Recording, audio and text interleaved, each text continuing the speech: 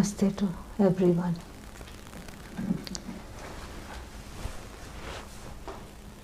Om Bhadram Karnebhyah Shrinayamadevaah Bhadram Pashyemakshabhiryajatraah Sthirairangaistushtvagmsastanubhih Vyashema devahitam yadayuh Swasti na indro vruddhashravah Swasti na pusha vishvavedah Swasti nastarkshyo arishtanemihi Swasti no brahaspatir dadhatu Om Shanti Shanti Shanti Om Sahana Vavatu Sahanau Bhunaktu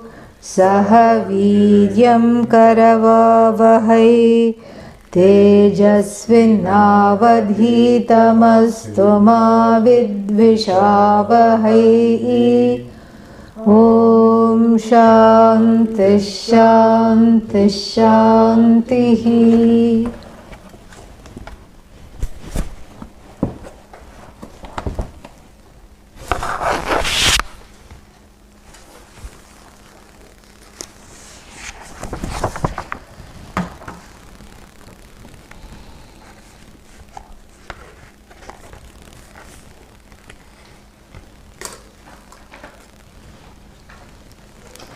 Manohidvividham proktam. Together. Shuddham cha shuddhameva cha ashuddham kama sankalpam shuddham kama vivarjitam mana eva manushyanam Karanam bandha mokshayoho bandhaya vishaya saktam muktan nirvishayam smritam yato nirvishayasyasya manaso muktirishyate ato nirvishayam nityam manah karyam mumukshuna.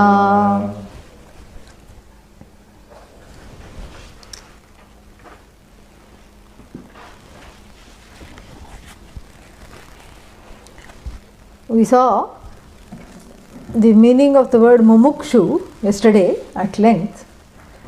Who is a mumukshu? And who is the one who is being addressed here? Because Vedanta Shastra, as this Rishi says, is for who? Mumukshus. Even the baby Vedanta book called Tattva Bodha talks about that right in the opening prayer. Mumukshunam hitarthaya tattva bodha abhidhiyate.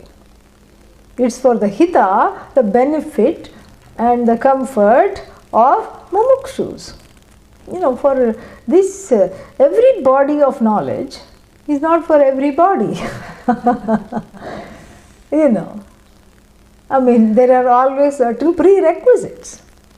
If you want to study this new thing that is now very catchy, gravitational waves, there is a wrinkle in space, and there is a wrinkle in space, and then you can see meaning infer that wrinkle, and you can find out where exactly it is located. It's not in one place, but it's one of the places you can find out. And if you go there, you'll stop aging. Because that wrinkle in space and time means space and time, are warped. We have the address. Pardon me? You have the address? Yeah, very nice. Yad gatvana nivartante tad dhama paramam mama. Once you go there, how to come back, that's a very big thing. But This is the thing, so you go there in this wrinkle, meaning it's not behaving exactly as it should, meaning it's evident to us as absolute. Space and times, becomes evident to us as though it is absolute when it is not. And so this wrinkle somewhere, is called, one part of this whole thing is these gravitational waves, where you can see this space and time not behaving as it should. You can see them as relative, correct? Yeah. So if you want to do a study of that, you can't just be some whatever, liberal arts student. In India there is one particular, branch of knowledge. You ask the person, what are you studying? I'm studying science. What kind of science? Home science. I don't know if they have it here, but this is typical India. They have it here. They teach you how to hem the tablecloths, and how to, cut the home egg. Economics. Home egg. Here it is called home economics, yeah. So there it is called science. How to make curtains, and how to take out stains, coffee stains, tea stains from the things, correct? So if a home science student wanted to study gravitational waves, first of all, they may not be interested, because they are interested in tea stains, and so that is their interest. How to take out stains from laundry, this is a big thing, Maybe not for you, but you also don't want tea stains. Somebody has to be interested in that. And, and so here they may not be interested in this. But supposing they are, then what do they have to do? They have to have some, more than some basics. Basics in physics and, and all mathematics, astronomy, and astrology also, because they have to see whether their horoscope allows them to go in this direction, or are they just beating against the forces. So they should know all this. You can't just be you can't be a liberal arts student and painting, and then and because that's a different area of the brain that is engaged. And 1 minute you're singing and painting butterflies, and then next minute you're interested in gravitational waves. It's just not possible. So for every body of knowledge, there are prerequisites. There are prerequisites. And Vedanta is not an exception. Prerequisite means this is already gained. Pre means before. Yeah, the prefix pre means it comes before. Vedanta is the fix, mumukshu is the prefix. Yeah, so you have to, before things can get fixed up in the head, where the proper priorities, the proper priorities have to be in place before the ignorance is fixed up.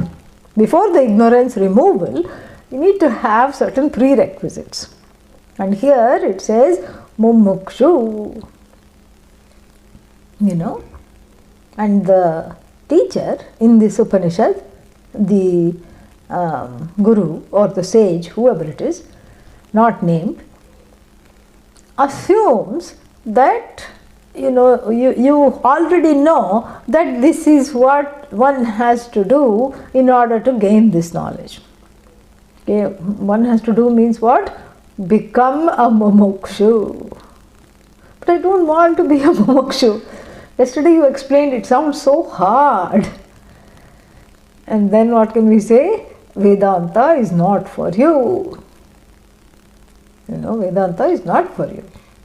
It is for people who are ready to take that step into mumukshutvam. And this is a very nice nod to all the requirements, because there is mumukshu is the first requirement. That is the basic one. It drags in other requirements, one by one. And those are not mentioned, because when you mention one, It's as good as mentioning everything, Hat, coat, shoes, umbrella. You don't have to mention all of them. And if you mention one thing which is distinctive and which is needed on that particular day, the other things are taken for granted. Umbrella, raining, umbrella. So then the hat, coat and shoes come along. Nobody is going to go out barefoot, unless you're a special person. And this is this is what the whole thing is understood. And here, in a wonderful nod to that particular tradition of just mentioning one thing and bringing in everything else, he mentions moktumichha momoksha, one of the prerequisites to what? To study of the knowledge that dismisses self-ignorance. But remind me again, why should I dismiss self-ignorance? Because the dismissal of self-ignorance dismisses sorrow. Oh, that. Okay. Now I am with you. Abba, that's good. I'm happy. So, the mumukshutvam is part of a fourfold prerequisite called sadhana. Sadhana means the means for preparing oneself, the means for the study of Vedanta. So, this is called sadhana chatushtaya. Sadhana chatushtaya sampattihi. The gain of these fourfold requirements. How to gain them? Are they going to drop from the sky? No. Gain here means you have to cultivate them. You mean I have to do all the work? Yes. This Vedanta is not so fun anymore. It will be fun again once these are gained. Only 4 things, come on, that's not hard. And some of those things we have already discussed. Viveka, knowing what I want, is very simple. You all know what you want, correct? Yeah. Tea or coffee in the morning, followed by a nice hot breakfast. And at correct time, lunch and dinner should also come. And a few other things in between. And then, a very good life. This is all, this is what I want. That's fine to want that, but supposing it is not there, then what? That's okay, I'll just have a tantrum or two. That's exactly what is being talked about here. Viveka means knowing that in and through all the finite things that I pursue, I'm actually looking for myself. I'm actually looking for Ishvara, whichever way you want to go. I'm looking for the truth of this Jagat, because as I said, there are 3 entry points to this knowledge. You can say, who am I? You can say, what is this crazy Jagat? What is the truth of this crazy truth also? What is the truth of this crazy Jagat? Or you can say what? Who is this Ishvara? Who is this Ishvara? And those are the 3 doorways of entry to understand this Vedanta Shastra. And so here, Viveka means that in and through all those wants, what I'm wanting for is myself, is Ishvara, whatever it is. And if that, whatever I'm pursuing, this is the next thing. If whatever I'm pursuing is not leading me to that, I drop that pursuit because it's a wrong sadhana. So what I want is to be contented, to be purna, to have ananda. And what I do is transpose that ananda onto the objects when actually it is the nature of the very subject, myself alone. And so, therefore, Viveka means, what do I really want? What is it that I want? What is it that I wish to gain? And what is it that I want to have? Not what I want to have for breakfast. That's a small thing. What is it that I ultimately want? And the answer is universal. Nityatvam. I want Nitya. What is Nitya? Forever. I don't want, I don't want things. I want things because I think they are forever. But what I want is the forever. And then what I don't want, anitya. So nitya vastu viveka. And and we have a beautiful story in the Ramayana that when the coronation finally takes place, Sita comes back with Rama, and in the airplane, ancient airplane called Pushpaka, which was a collapsible plane, it could expand and collapse. And then some of the Vanaras, Vanara doesn't mean monkey, okay? Naro Vanava iti Shanka. So therefore Vanara, whether they are human or humanoid, we don't know. So that doubt is there. Therefore they are called Vanaras. So the Vanaras also hopped in for a ride. Hanumanji came. And then after the coronation, Mother Sita was so happy, she took off her very expensive pearl necklace and gave it to Hanumanji. And much to the shock of everyone, that fellow bit into each pearl, rare custom bred freshwater pearls. Very rare, okay? And he bit into each one of them and tried to look for something, and then he threw it away. He did that with bead number 1, bead number 2, bead number 3, bead number 4, and then Lakshmana, who was always very protective of Rama and Sita, pounced upon him and said, "Hey monkey, what are you doing?" You may have elevated yourself by calling yourself Vanara, but this is monkey buddhi. Markata buddhi. What are you doing here? Mother Sita gave you this wonderful gift and you are, decimating it literally. Says, I'm looking for Rama. I looked in the first bead, no Rama, And looked in the second bead, no Rama. Threw it away. Looked in the third bead, no Rama, this is what I'm doing. And so that story illustrates the combined operation of Viveka and Vairagya in the being. That's what it is. So this is what it is. So when there is no Rama, no more drama. Drop it. Drop it. Drop the pursuit. No, but that's so hard to drop. Well, make it on the way to the airport. That's what. Yesterday we talked about doing all the chores and even some fun things, grabbing as they say, going and buying some, pastry, going to a friend's house, all these are fun things. Supermarket is also fun sometimes. So do all those things, but don't lose sight of the goal. That is what, is Viveka and Vairagya. See, out of 4 we have already finished 3. Mumukshu, yesterday we said what is Mumukshu. Today we are talking Viveka. What do I really want? Vairagya, the objectivity and the tenacity, the perseverance to drop the pursuits that no longer serve me. And for this, the exposure to knowledge is very important. After a few classes, I'm not trying to scare you, but all the things that you really thought were wonderful, you don't have much interest in them. Oh, I wish you had told me this last week.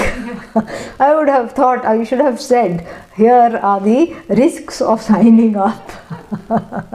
If you sign up for this class, you will lose interest in life. You should have told me that. I'm not saying you'll lose interest in life. Don't put words into my mouth.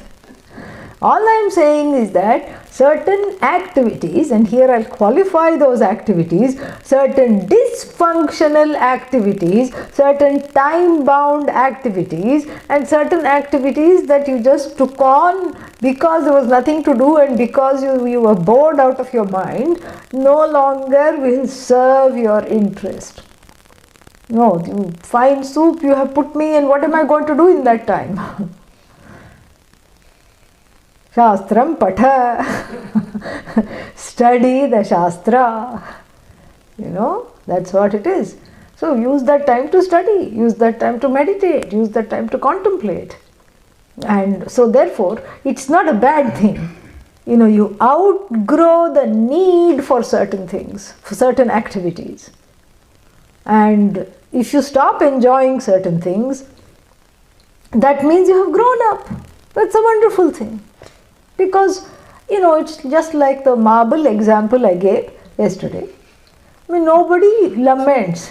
There was a time when I was 7, I really loved dolls. I loved marbles, and now I have no interest. Look at them, I have no interest. That's a terrible thing. Maybe I need therapy. Nobody thinks that. It is seen as a natural, tendency to outgrow things. And the pursuit of Vedanta is the greatest commitment to one's own growth, and as a result of which you will outgrow a number of activities. And this outgrowing is called Vairagya. You're more objective, less dependent on things, people, situation and activities, because you are contented in yourself. You have recognized that contentment, so you don't need to keep things going in order to find something to do or in order to become contented. So this is a very good thing.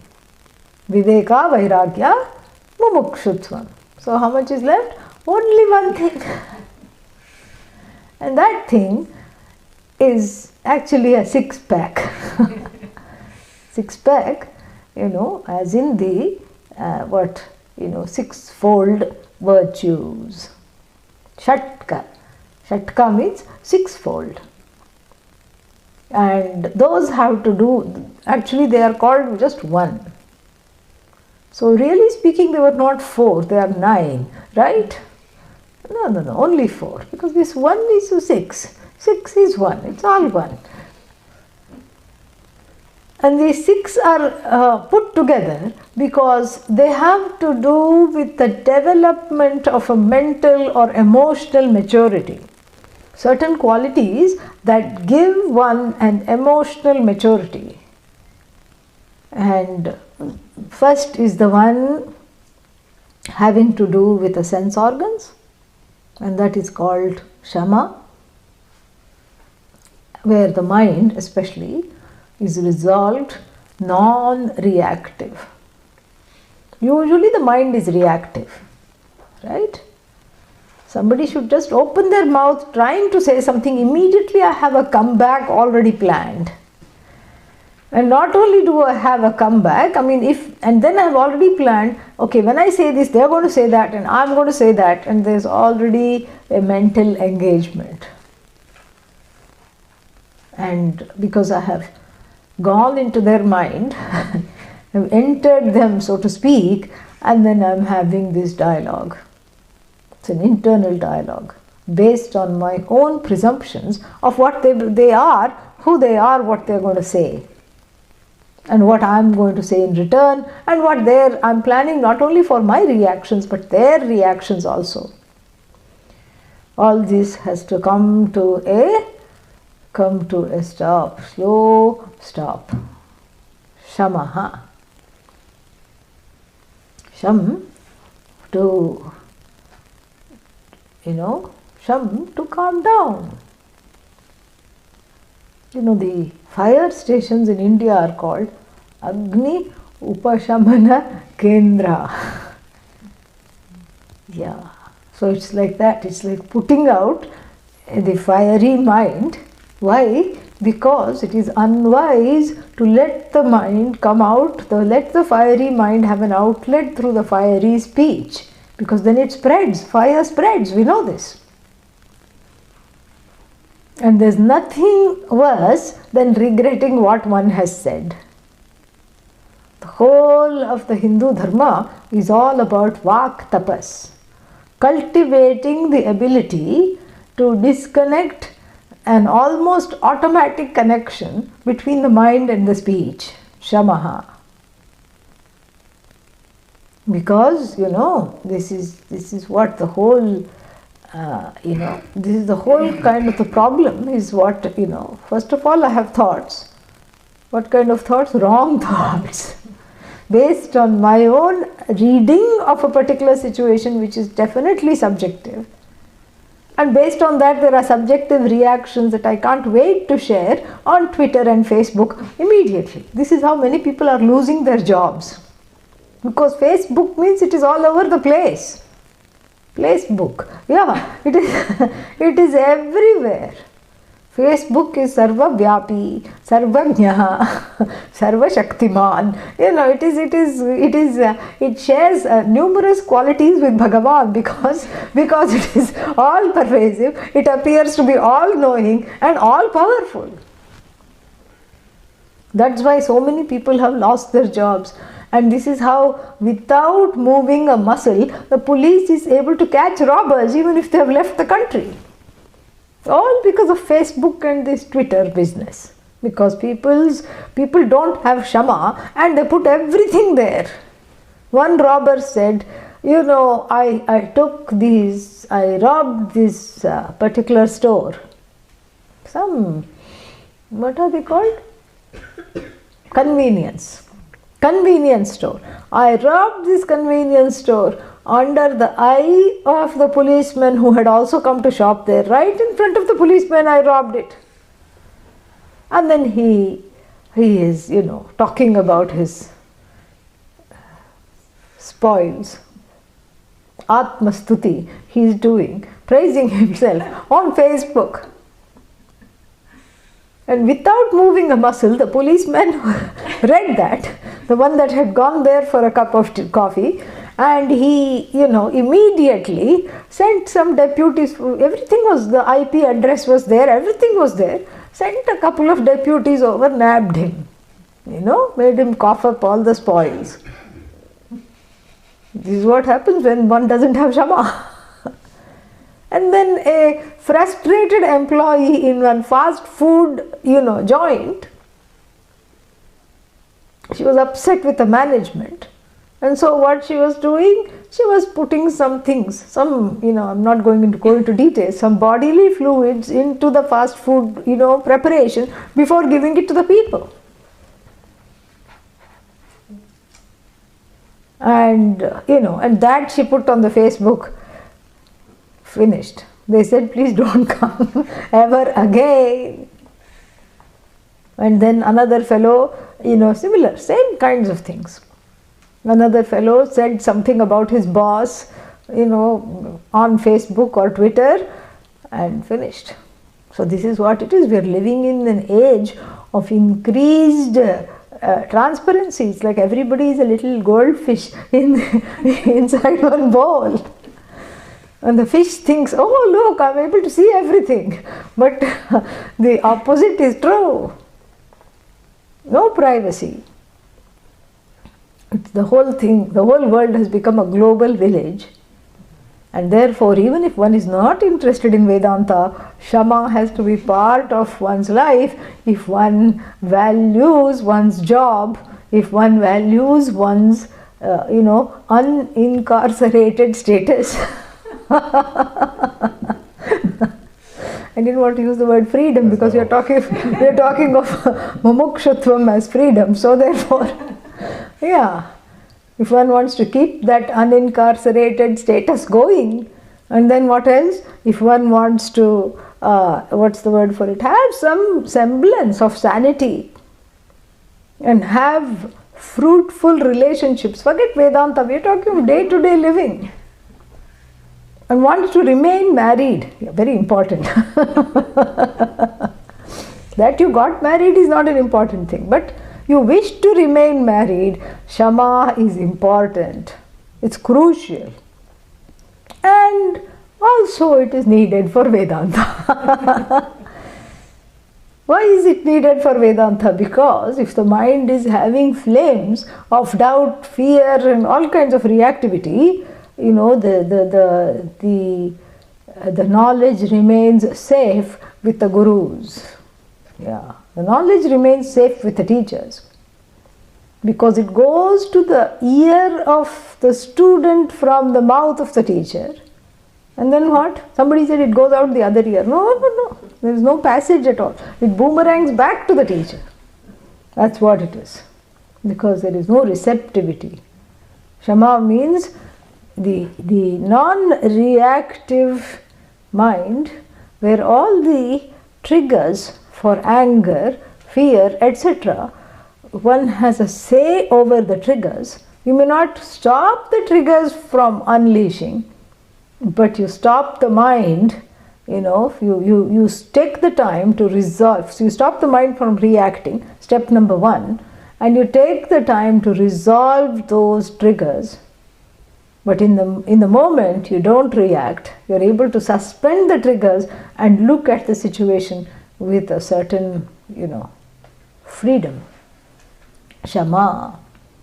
A close relative, cousin, brother is Dama. In fact, we should discuss Dama first. Bahyendriya Nigraha. Bahyendriya Nigraha Damaha. So Shama means the resolution of the Antahkarana, inner instruments. Dama is the resolution or the non-reactivity with regard to the organs of action. And this is what happens. This is something in America which is a problem. Anytime anybody gets angry, they pull out a gun and just shoot anybody they want. Whoever. And we have seen this happen even in the last week twice. Disgruntled person, no value for anything, and just kill people randomly. Sometimes very cold, like that cab driver who just killed people and in between picked up some passengers and then went back and killed people. Very chilling stories. This is all Dama.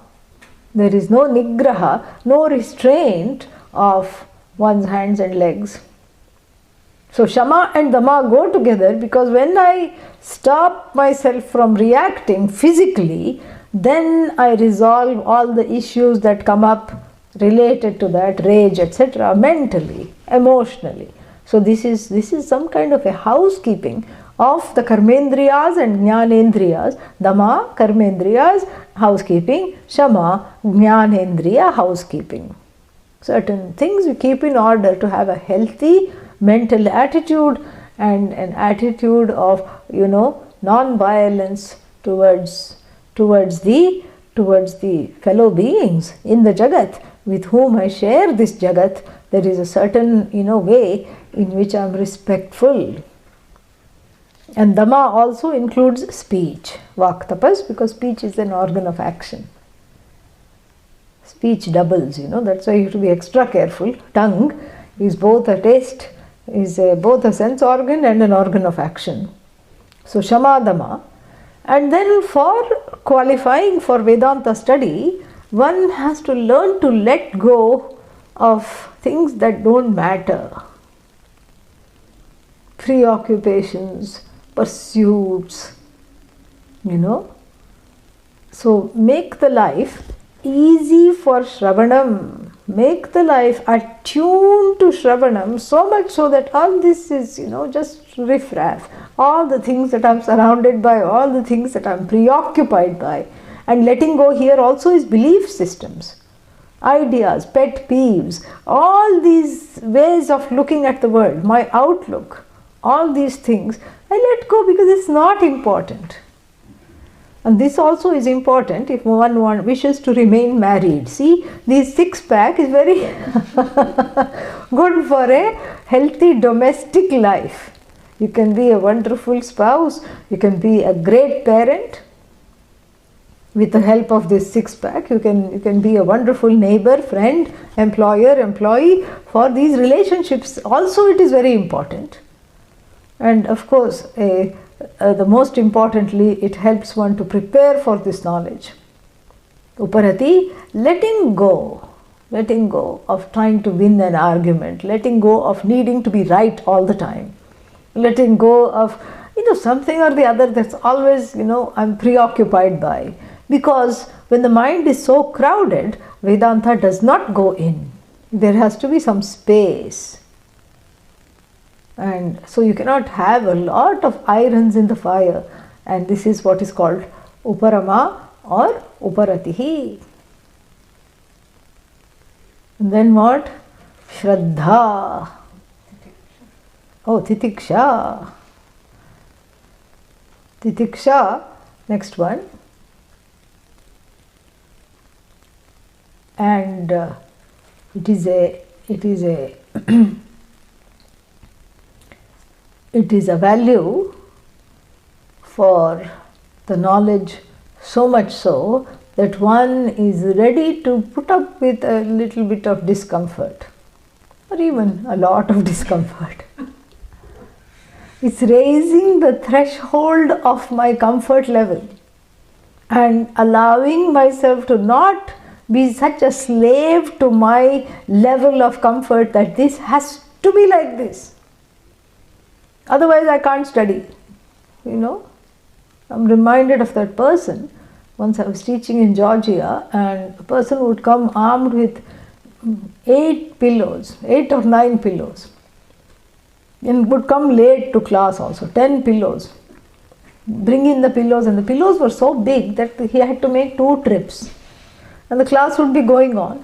He goes out, comes in with 4 or 5 pillows, then goes out again and comes in with 4 or 5 more pillows. And everybody has to rearrange themselves because he has come, and more than that, the pillows have come,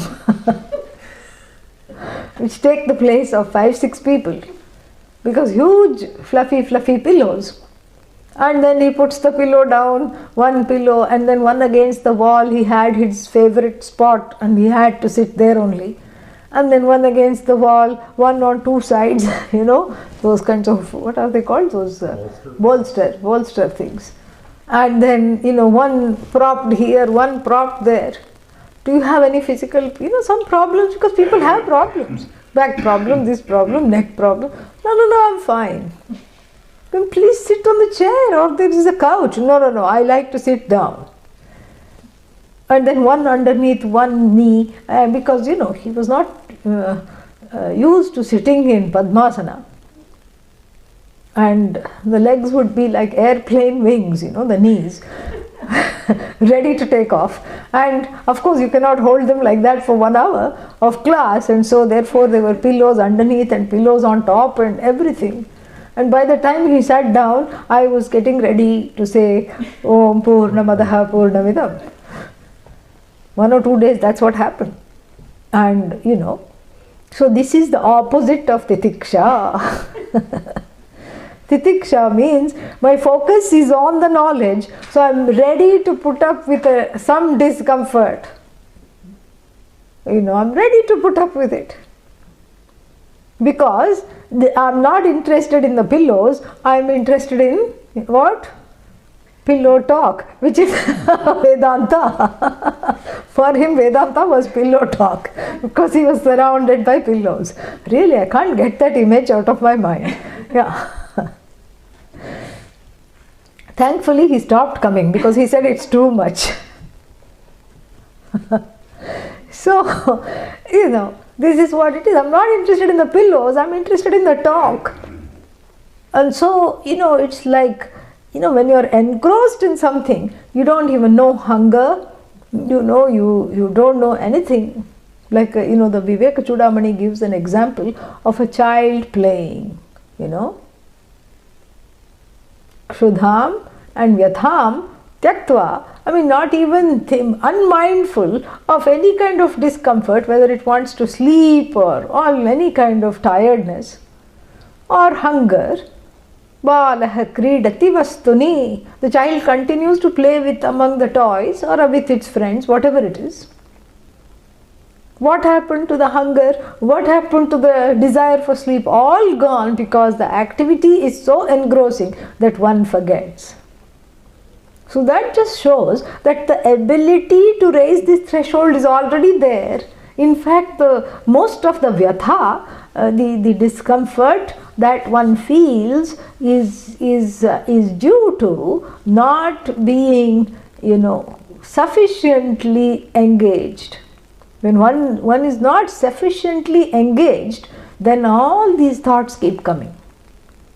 On a work day, everything, for example, everything goes fine.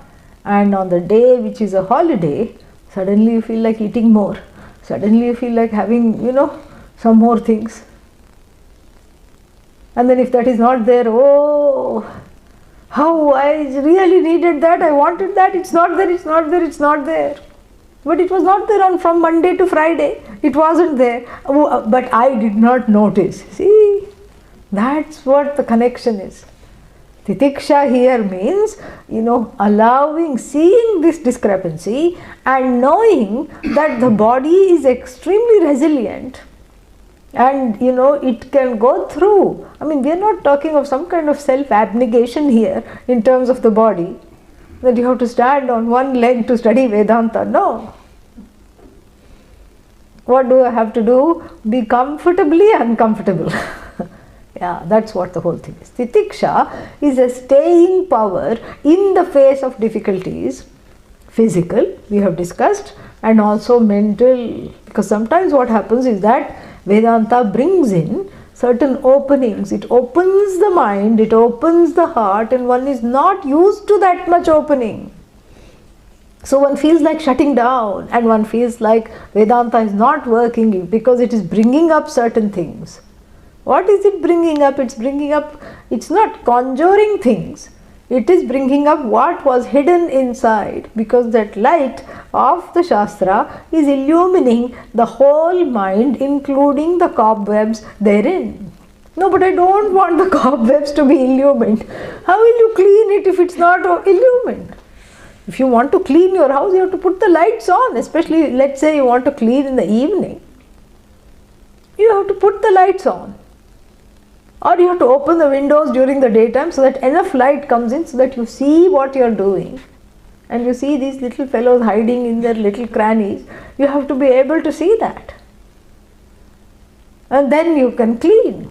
Where is the bunnies? Dust bunnies. Okay, yeah. Where are the bunnies? Where are the cobwebs? Where are all the things that are lurking in there? Where is the build-up of dust? That's a bunny is called build-up of dust. And all that has to be vacuumed, correct? And so, titiksha is needed here to be an impartial and loving observer of also the mental and emotional difficulties that may be in the process of being highlighted as a result of this study. You can't say, the going is getting tough, so the tough will get going. That is not the answer. The answer is to be with the teachings. That is what is called titiksha. Sahanam sarva dukkhanam apratikara purvakam. Sahanam sarva dukkhanam. All kinds of difficulties are endured, things that cannot be changed, okay? Yeah. Are endured apratikara purvakam, without reacting, without trying to change them, because they cannot be changed. Chinta vilaparahitam. Okay, I am not reacting, but I am having a lot of anxiety, chinta. I am having a lot of vilapa, wailing. Chinta vilaparahitam sa titiksha nigadyate. This is what is titiksha. Sahanam sarva dukkhanam apratikara purvakam. Chinta vilaparahitam sa titiksha nigadyate. This is what is titiksha, the ability to endure things for the sake of the knowledge. Because when that endurance builds up character, really it does. Each time you feel I can't do this, I can't do this, I can't do this, it's most of the time it's raga dvesha saying that. So the raga dveshas are having a fit, let them. Then they leave. When they have a fit, they leave. Good. Then you find that you are able to be comfortable even in uncomfortable situations. It's very nice. Same thing, very important quality, not just for Vedanta, but also for a wonderful life. Because otherwise it will be like that seatmate that I had in the in one of the trips.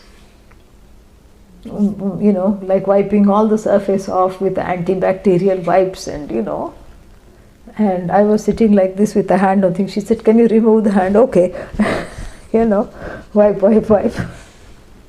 I thought she was going to wipe me also.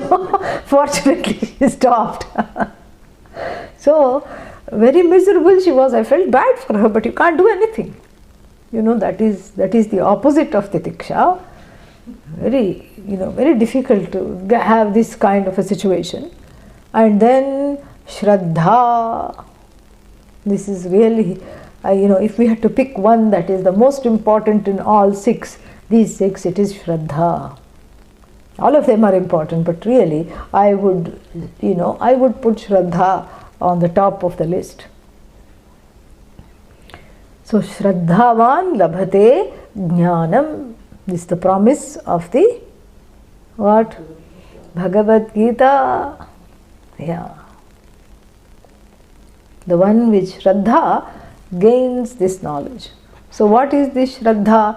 Shraddha is an attitude of reverence pending understanding.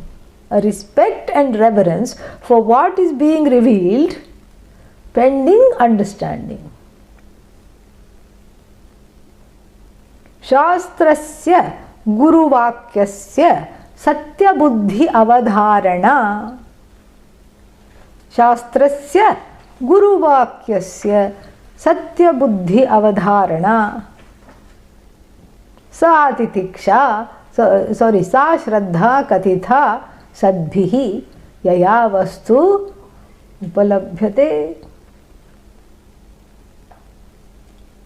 So with reference to the Shastra, an open mind and a reverence, and the Shastra, as I told you, doesn't come on its own. Who comes for free? Guru, teacher. Teacher comes for free. Teacher is the tour guide of the landscape of the Shastras. Where to go, where not to go, where to go first. That's why sometimes we start with the 5th verse, you know, because this is how it is.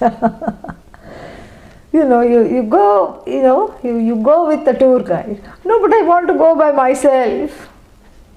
Sometimes people join the tour and then wander off on their own. Sometimes people don't join the tour at all. They just foray, they make their own foray into their Shastra, into the Shastras, and then they, very interesting. This I've never understood. They said I don't need Guru. Why do I need Guru? I can do this myself. I know the language, I can read the Upanishads. I can do everything myself, apne aap. And then they are fiercely independent, but then ironically and paradoxically they tout themselves as tour guides for the next people. They say, let me show you a guru-free way to go into the Upanishads. Who are you now? I am the guru-free guru. This is crazy, okay? And in the Mundaka Bhashya, Adi Shankara gives a very important piece of advice. Shastrajñopi swatantriyena brahmanveshanam na kuryat. Shastrajña means the one who knows the language, the one who knows Shastra. Shastrajñopi, one may know that. One may know the language. And when one may have, studied the Vedas, but swatantriyena, by oneself, unguided by a teacher, Brahman Veshanam, an inquiry into Brahman, na kuryat, one may, one not do, ma kuru, don't do. And this is a very important injunction, because, the force of the lineage and the blessing of the lineage in the gain of this knowledge cannot be underscored.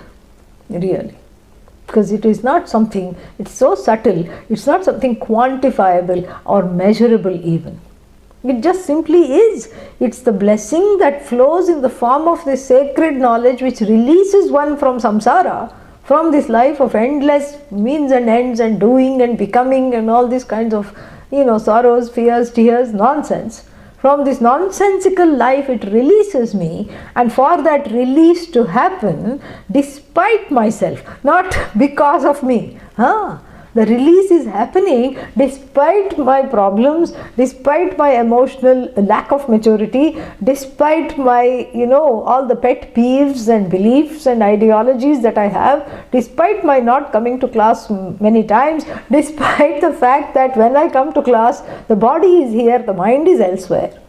Despite the fact that most of the times in class I enjoy Nirvikalpa Samadhi, despite the fact that, I really didn't put that much effort, still the release takes place, still the knowledge comes through. They must look at the grace, look at this unending, series of blessings from generation to generation of all the gurus that have worked so hard and have gained this, knowledge, so that life is easier for us, so that we can just sit here, and talk. We can just sit here in front of our own computers and listen. Before our gurus and our gurus, they had to go pedal, walking. No trains, no buses, no airplanes, no cars, no computers to sit and log on. And that too choice. Adobe or live stream, what shall I do? No, today I want to be anonymous. Let me go on live stream. No, today I want to be known. Let me go here. This, not such choices. For this knowledge, they had to leave home because this was not compatible with staying at home. Sanyasya shravanam kuryat. This is what it is. So they had to renounce everything, leave home, incur the displeasure of everyone, and then, finds a teacher. Perhaps that person did not know, maybe it was not the right teacher who did not resonate properly. Then they had to go in search of someone else. And like that, with great, Guruna ayasena, with great effort, they had to get it. They had to gain this knowledge, and their blessings and the force of all the things that they have studied, that is what is the blessing of the parampara, is with us. That's why it is becoming easier and easier in so many ways. And in certain ways, of course, it is difficult. It remains difficult if I am not ready for it. In fact, it's neither easy nor difficult. Knowledge is knowledge.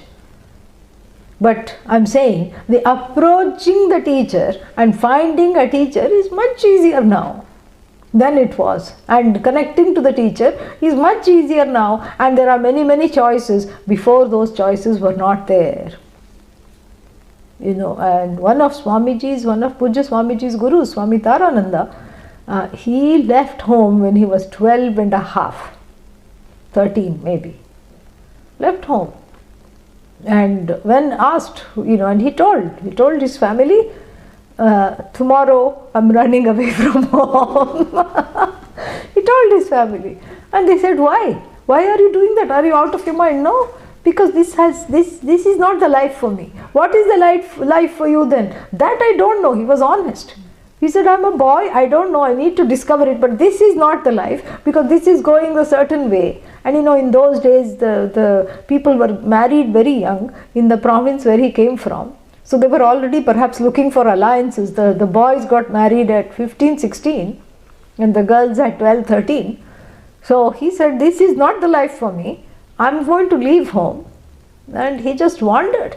He wandered in the Himalayas, he wandered here, wandered there, and then after some time, after quite many years, met his teacher and then proceeded to study. So the blessings of all those, because all that they want for us, and us means the people who come avara later, all that the previous gurus want is for us to gain this knowledge, for us to enjoy this knowledge. They don't have any other desires. And this desire also becomes a blessing for us, because it's not some kind of a binding desire for them. And so the force of this infallible way of teaching, this infallible methodology, infallibly unleashed for 5,000 years, I mean, that has to mean something, right? Therefore, I have to be able to receive it, because the knowledge takes place not because of me, in spite of me. That's a big thing. So I have to learn to be able to be receptive, and that receptivity is called Shraddha. Because all their sacrifices that they have made are not going in vain. They are benefiting me, they are continuing to benefit us. And that is Shraddha. Being able to see that and being able to receive with the open mind what the teacher is saying, and trusting that the teacher is not going to distort the words of the Shastra. No, but there are teachers who distort the words. Don't go to them. Simple. But simple, don't go to them. But how not to go to them? Don't go to them. Just because they know Sanskrit, they do all kinds of nonsense. Sa Atma Tattvamasi Shvetaketu.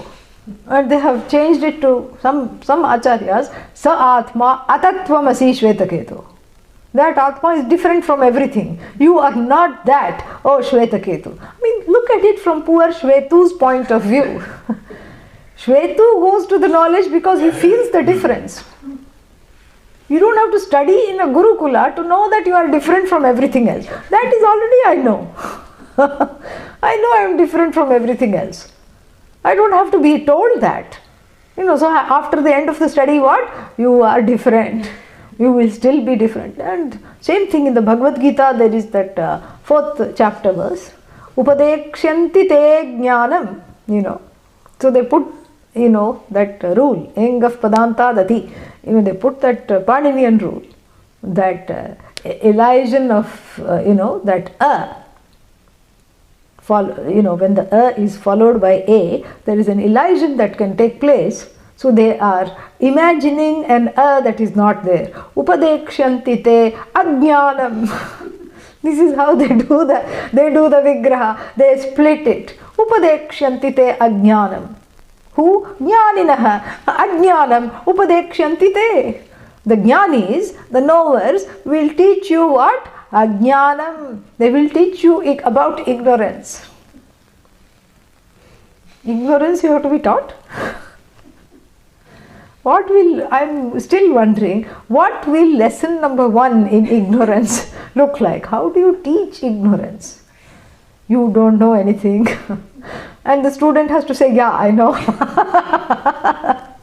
Making it a laughable, everybody is wearing a dunce cap in that particular class. Starting with the teacher. That's what it is. Crazy. So, therefore, we have to make sure, see, when I go to buy a mirror in the shop, then also I look at myself and I make sure that out of the 10 mirrors, I make sure to choose one that is showing me in the slimmest light. Correct? Yeah. Showing me in the proper light. It shouldn't be like the Disney World mirrors, convex, concave, upside down, and all this way, that way, elongated. No, I shouldn't be a yo-yo in the mirror. I should just look exactly as I think I look. Correct? It should reflect me authentically. It should be an authentic reflection. So maybe in the mirror shop, I spend 5 hours searching for the right mirror.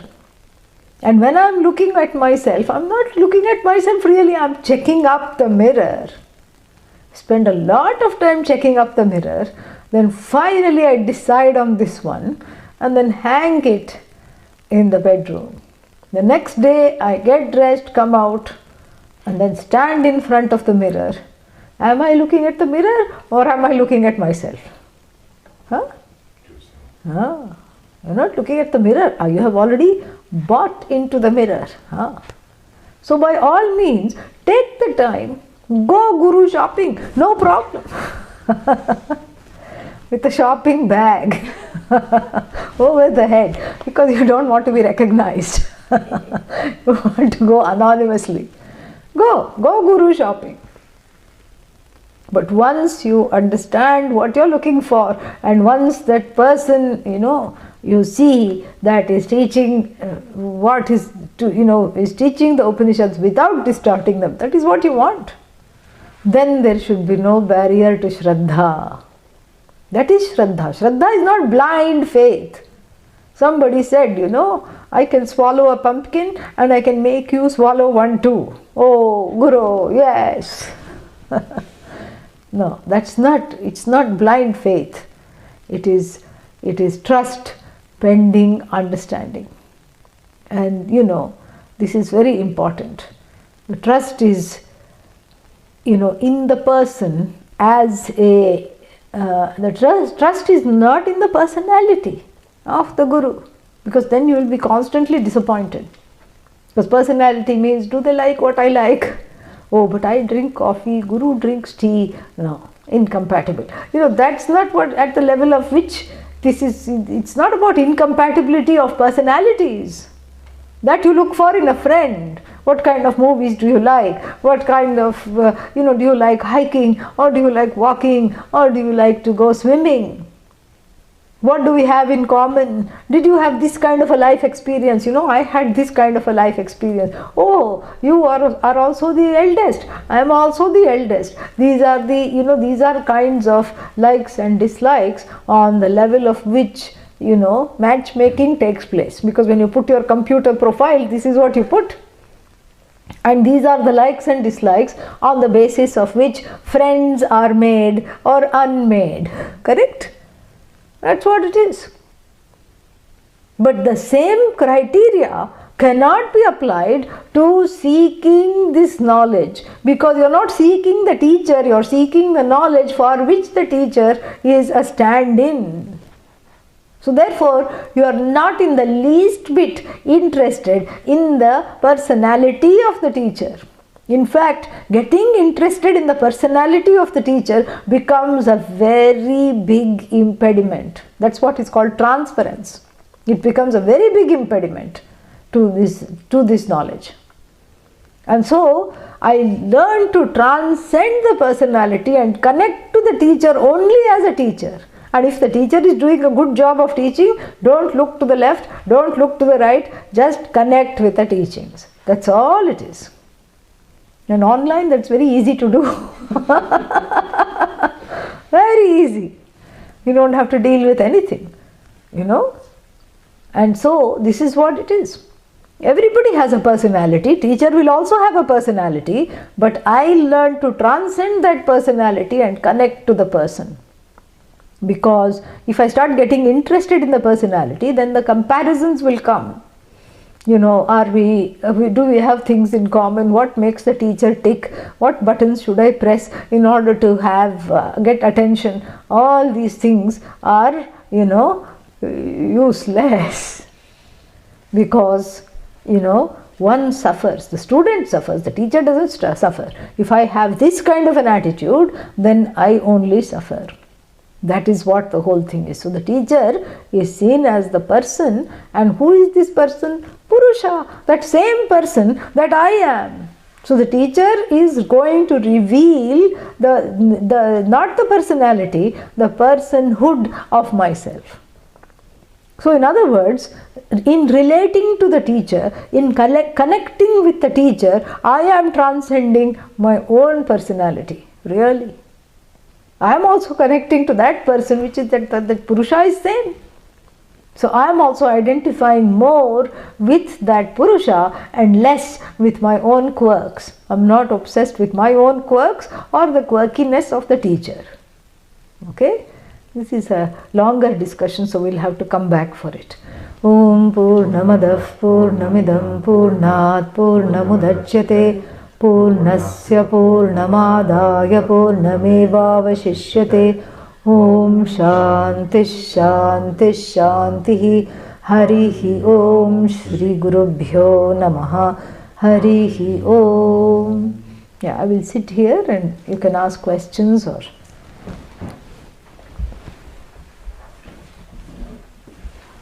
Namaste.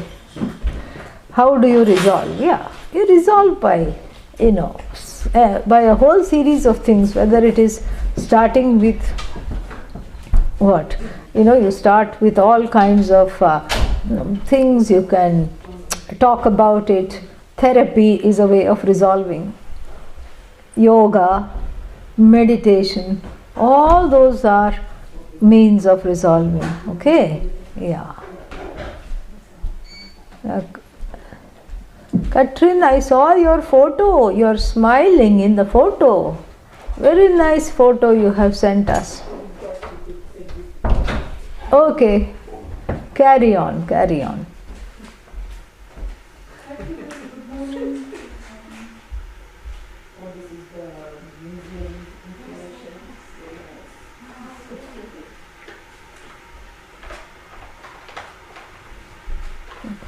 Yeah, namaste Nipun. Nice to see you.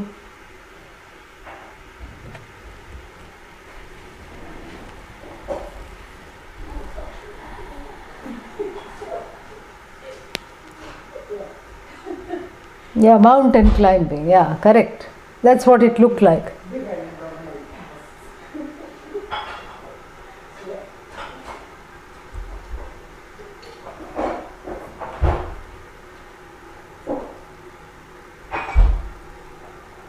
Oh.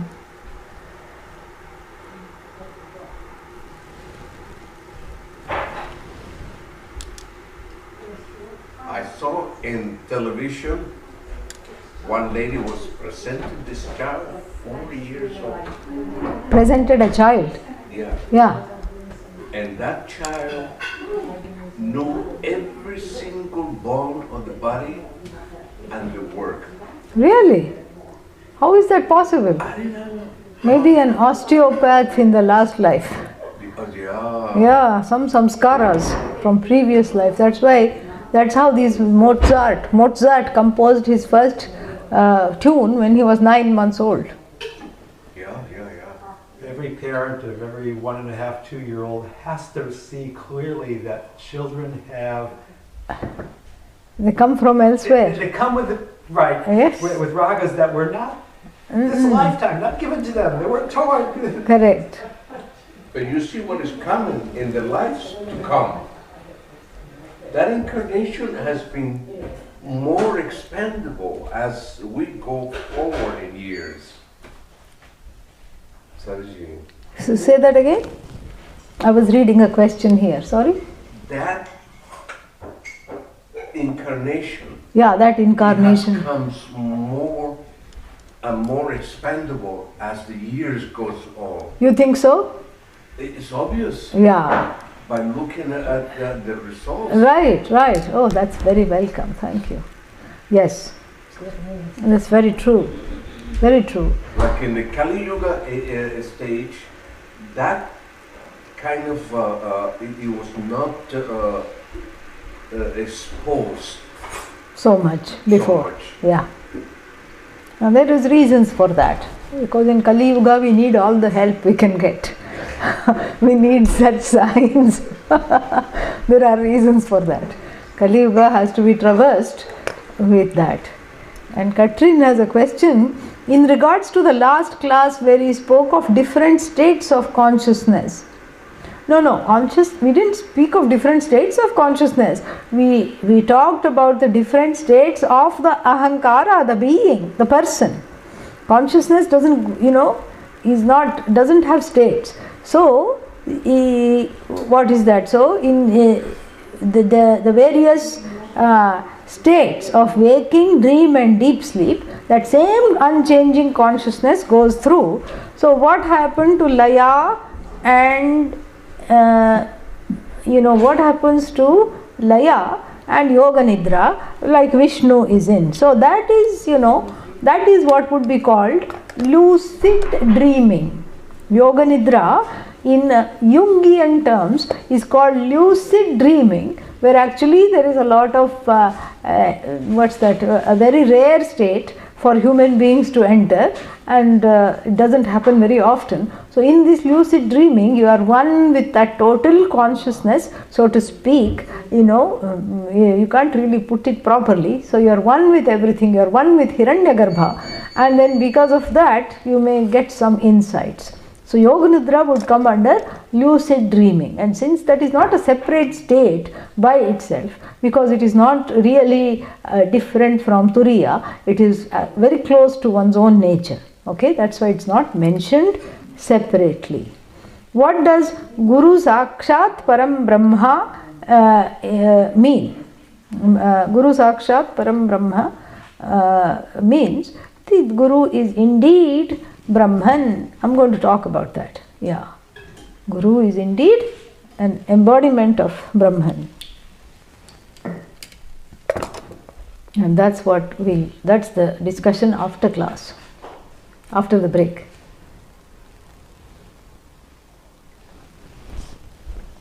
Because Guru has already realized. See, the one who knows the subject matter is the same as the subject matter. Yes. That's what it means.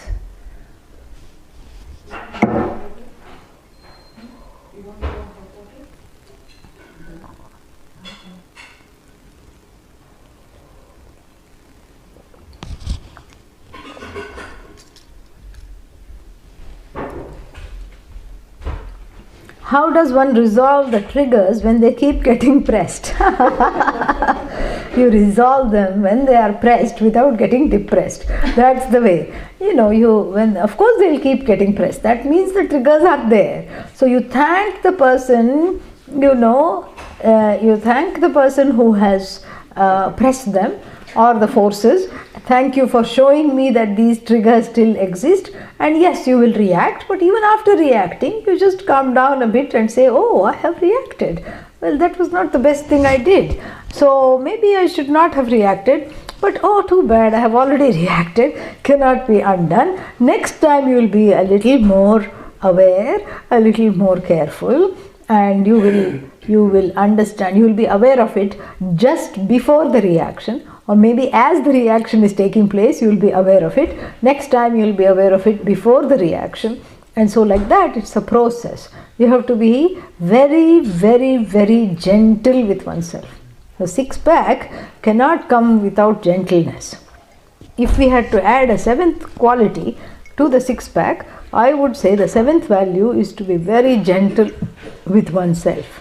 Because if one is self-critical and trying to go about gaining these six-packs, then it is a lost cause.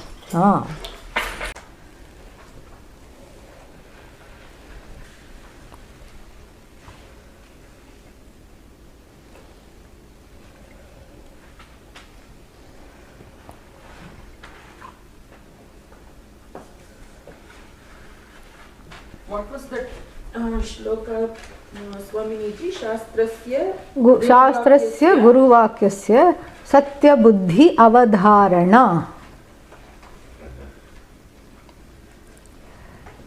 First line.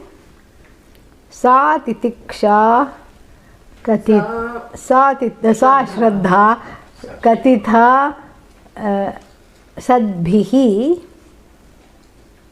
yaya vastu upalabhyate. Sadbhi, by the people who know what is what. Yaya vastu upalabhyate. Viveka Chudamani. Both of those. They have very catchy definitions of these things. It has for all the six? It has for all the six.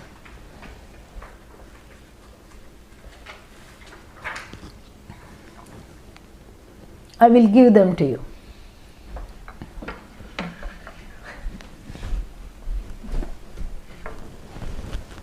Thank you.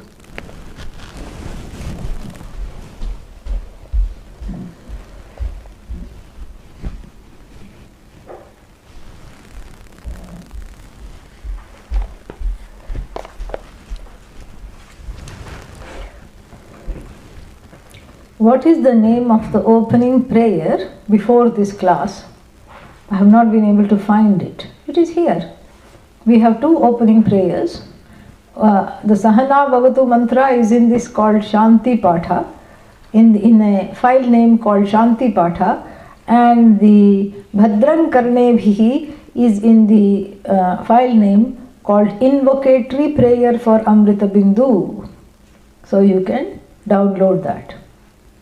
Both are side by side. Invocatory prayer and then Shanti Patha. I don't know which one you're looking for, but you'll find both of them in those two files. Om Sahana Bhavatu Sahanau Bhunaktu Saha Viryam Karavavahai Tejasvinavadhitamastu ma vidvishavahai. Om Shanti Shanti Shanti. Shraddha and the Guru Shishya connection is what we are talking about. And I talked about not getting fixated on the personality of the teacher. Why? Because the teacher is not fixated on the personality of the teacher. So you connect to the teacher. One connects to the teacher at the level of the person, Purusha. And that person is I. And that I is the same in everyone. Same in you, same in me, same in the dog, same in the cat. That same I that we are trying to know and identify with. One is trying to know and identify with this I alone. So here the I is the object of the study, correct? And the I also happens to be what? Subject. So subject object abheda is there. There is no bheda between the subject and the object. So the one who understands the truth of oneself as Brahman, as free of everything, as limitlessly big, as free of sorrow, fears, tears, samsara, everything, that contented, free person is the object of the knowledge, also happens to be the subject of the knowledge. So my truth is not some kind of a, some kind of a study which is a study, impersonal study. It's a personal study, it's about me. So the more I imbibe this truth, the more I identify with this truth, the more non-separate I am from this truth. Why more? Because one is already non-separate. But in terms of one's, understanding, one understands that there is no separation. So the Guru who teaches this truth about Param Brahma is Sakshat Param Brahma. Param Brahma means that ultimate reality which is I. So that Guru who teaches this is not like a teacher of, botany teaching about leaves, and after 20 years of teaching about leaves goes green, becomes the leaf. No. You don't become the leaf. There's nothing to become because the leaf will always be separate from you.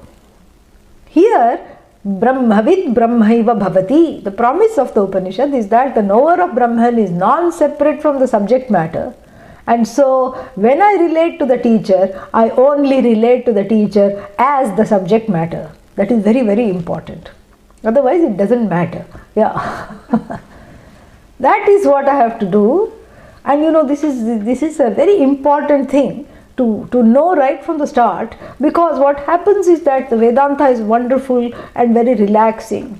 And if the teacher is an authentic teacher of the Shastra, you cannot but fall in love with a teacher. Of course, what is there not to love? Because what the teacher is teaching is about you. So really speaking, you have fallen in love with the mirror. Really. That is reflecting you. And that's wonderful. There's nothing wrong in that.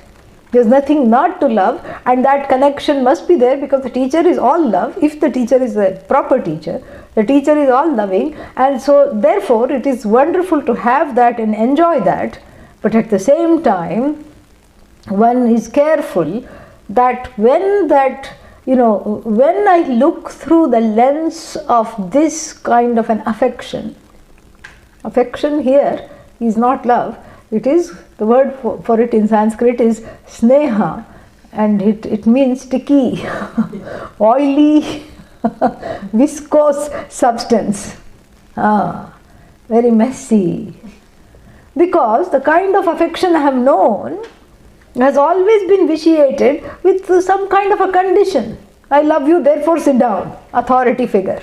I love you, therefore you have to do this. I love you, but you are not really up to my expectations. Here the Guru is accepting everything, including my ignorance. Guru is accepting me completely, perhaps for the first time in many, many lifetimes. So naturally, I feel very drawn to the teachings. I feel very drawn to the teacher. There is nothing wrong with that, because there is an all-encompassing sense of acceptance, and in that acceptance, I thrive, I bask, I shine. That is wonderful. But along with that acceptance comes the weight and the burden of several centuries of non-acceptance, which this jiva has endured. Neglect, non-acceptance, authority issues, being, the trust being abused, etc., etc. And so, in the beginning, there is an adhyasa on the teacher.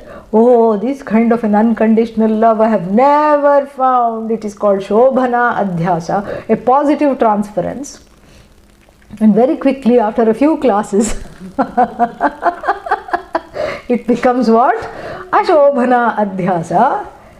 The teacher did not look at me, So somebody said that. And I said, that's because you keep sitting behind a basketball player. How can I look at you? Because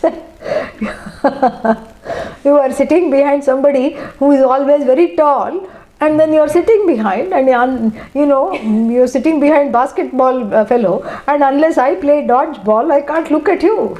And if I keep going like this when I'm talking, it's highly distracting for everybody else.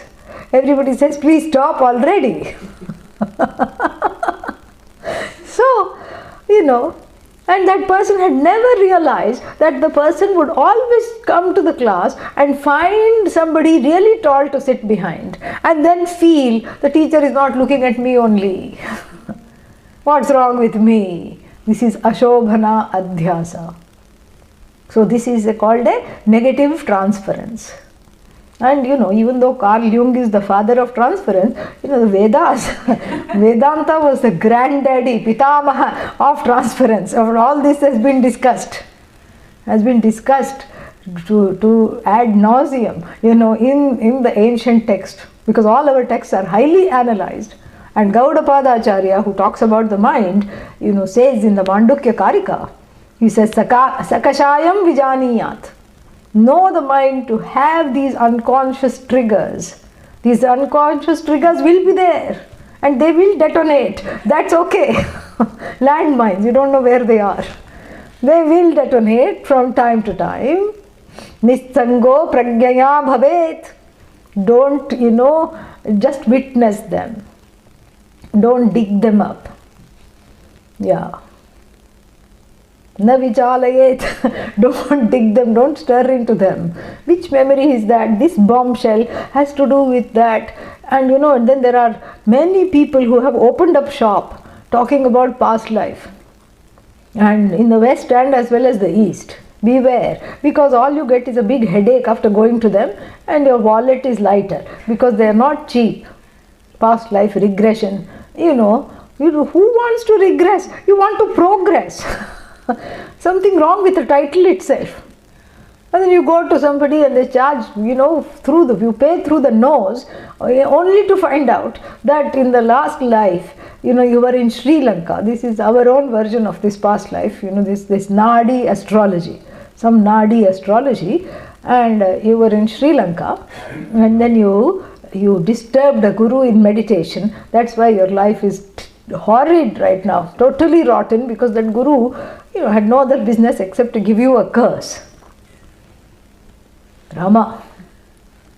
This is what the problem is. And so the negative transference, is but a bubble of the unconscious. And the unconscious is Ishvara Srishti. You did not make the unconscious. It's Deva Srishti, it's Ishvara Srishti. What you can do is change your drishti, that's all. You don't have to mess with the unconscious. That's why Gaudapadacharya says, leave it alone. Leave it alone. Don't let it keep on coming up all the time. And if it comes up, gentle, loving, hand, or in the case of Lord Dakshinamurti, foot. And there is that apasmara. Apasmara is the name of a Rakshasa, but it means the one who haunts through memories. That is apasmara, through wrong memories. A nightmarish being that haunts through memories, through constant remembering. And the negative transference will come, but then when that comes, you welcome it. You don't, ascribe the teacher as the cause of the sorrow. You say that the sorrow is coming up in the presence of the teaching and the teacher. And then you go back to the first 5. Shama, Dhamma, Uparati, Titiksha. Those 4, you Aviveka, Vairagya, all that. You look at it upon with love and dispassion, as you would look at with a tantruming child in front of a toy store. You look at it with compassion, and you know that the child says, when the child is sleepy, what does the child say? I want to play. When the child is tired, the child says, I want to go out. And you look at your own unconscious with that same compassion, and then resolve, to do Shama, to let go, to allow that to resolve through yoga, through therapy, through writing it out, through safe ways of letting the unconscious detonate in a quiet place, without harming yourself or others. The unconscious is a gift, really, because it helps all those painful memories to be held in check so that the child can grow up despite all the pain and the sorrow. And then, and then what happens? Then it has to learn to trust again. Whole life is about, it's very interesting. The whole life is about the broken trust in childhood, and then fixing, you can't fix up the childhood ever because it happened, and then you fix up your own trust. You learn to trust again. And the Guru becomes a lightning bolt for this, for casting my mistrust and then learning to trust. It's really very important. I can't underscore this enough. Even if we talk about this in all the classes today, it will be still worth it. I can't stop talking about it. Because it is so important. You can't underscore it enough. So the Guru becomes a lightning rod. Lightning rod, is that what it is? That attracts all the distrust. And that is why we say the grace. That is the grace. The Guru is the one who attracts all the transferences, processes those transferences without taking it on, and is responsible indirectly for the growth of the student, for the growth of the person. So really speaking, this relationship between the Guru and the Shishya is unlike any other relationship on earth or elsewhere. Because in all other relationships there are expectations, and it's a two-sided relationship. Both parties have expectations, both parties encounter hurt and disappointment, and both parties need each other. That's why there is a relationship. This is just a one-way relationship. I need the teaching, therefore I latch on to the Guru, because without the Guru the teaching doesn't come. And the Guru is free. Somebody said, oh, Guru also needs following. No, If somebody says I need following, don't follow them, okay? Even on Twitter, don't follow them. That's the thing. So that, the where I choose to give my trust, that altar of surrender that is going to accept my trust must not need that trust from me. That is what the whole thing. That's why we have to take the time deciding who to follow. Because sometimes the heart is given away to somebody who cannot teach. And then you cannot go to anybody else's class also, even if there is somebody who can teach, you will not allow yourself to go there because the heart is given to somebody who cannot teach. Very difficult. That's why we need a lot of, gentleness here. And the relationship, as I said, is unlike any other relationship. No other relationship comes, even holds a candle to this, because this is the only truly functional relationship that we will find in the earth or elsewhere. Why? Because it's one-sided. It is safe. It is safe. It's not where, I scratch somebody's back and they scratch my back, and then we look like monkeys sitting on a ledge, each one scratching the other.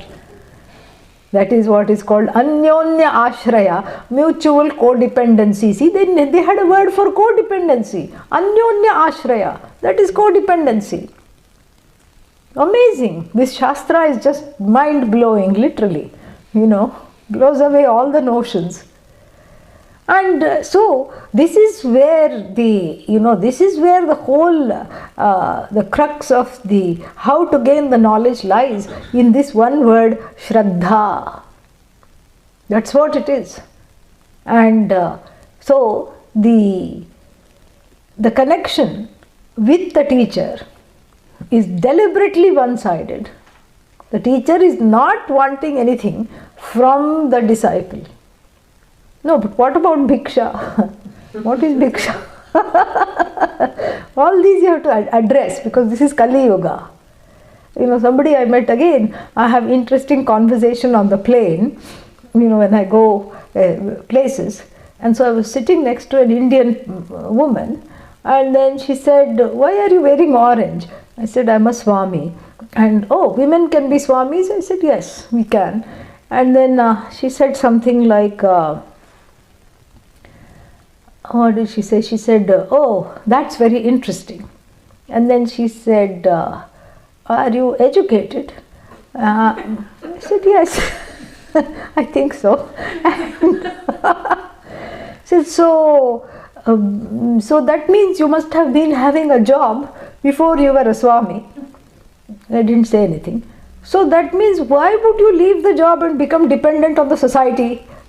This is where the thought is.